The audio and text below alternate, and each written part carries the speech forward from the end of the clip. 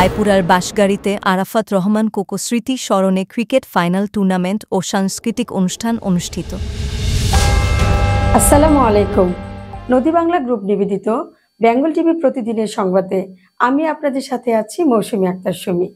এতক্ষণ শুনছিলেন সংবাদ শিরোনাম।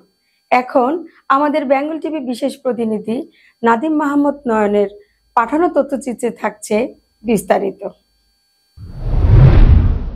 গত ৪ জানুয়ারি শনিবার বাঁশগাড়ি উচ্চ বিদ্যালয় মাঠে আরাফাত রহমান স্মৃতি স্মরণে ক্রিকেট ফাইনাল ম্যাচ ও সাংস্কৃতিক অনুষ্ঠান অনুষ্ঠিত হয়েছে। এই ক্রিকেট ফাইনাল খেলায় বালুয়াকান্দি ক্রিকেট একাদশ বনাম চরমেঘনা ক্রিকেট একাদশ অংশগ্রহণ করে। খেলাকে কেন্দ্র করে বাঁশগাড়ি উচ্চ বিদ্যালয় মাঠে স্থানীয়দের উপস্থিতি ছিল চোখে পড়ার মতো।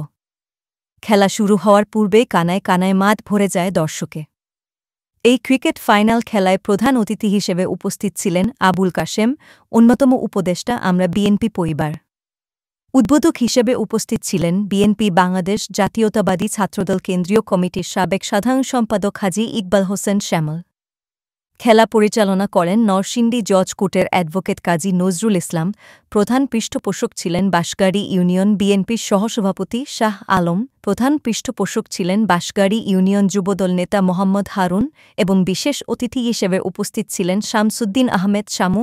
খেলা চরমেঘনা প্রথমে ব্যাট করে ১০৩ রানের টার্গেট দেয়। বিপরীতে অনেক ভালো অবস্থানে থেকেও ২ রানে হারতে হল বালুয়াকান্দি যুব কল্যাণ সংঘ ক্রিকেট একাদশকে। খেলা শেষে মনোসাংস্কৃতিক অনুষ্ঠান পরিবেশিত হয়। এতক্ষণ আমাদের সাথে থাকার জন্য আপনাদের ধন্যবাদ।